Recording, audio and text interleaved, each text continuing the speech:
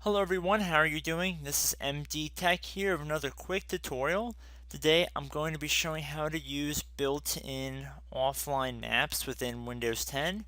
So Windows 10, unlike its predecessors, actually comes with a Maps application that will allow you to use maps in a similar way that you use with Google Maps.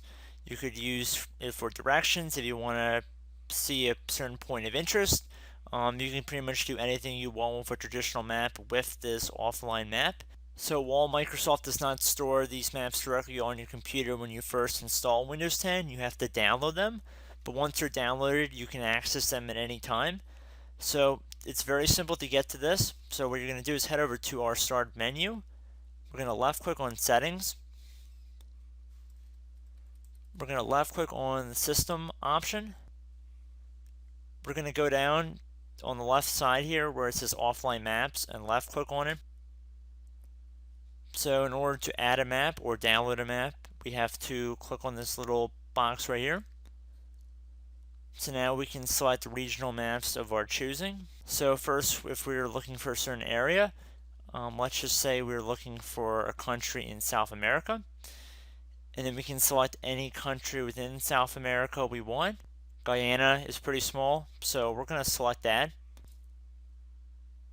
So we're just going to left click on it. It'll begin to download this map. While this one is downloading, we can actually download more maps. If you're looking to download, for example, the United States, and we went underneath North and Central America, and we went to the USA, there's actually an option to download all of the states, or which is all regions, which is almost 4.5, or actually a little bit more than 4.5 gigabytes. If you have a lot of free hard drive space, which most people do, go for it. I'm sure it'll take a little bit of bandwidth to download it, but as long as you're not on a metered connection, I don't see what the problem is. Also, if you wanted to select certain states or countries on a given page, you can go to the bottom right corner, and if you click on that, you can select multiple locations to download maps for.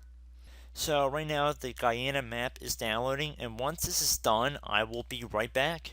Hello everyone, I'm back. So we can see our map finished downloading. It only took about another 30 seconds after I stopped the recording, so definitely was not too long. Now if we went under maps and we did not have internet connection, we could still access the Guyana map.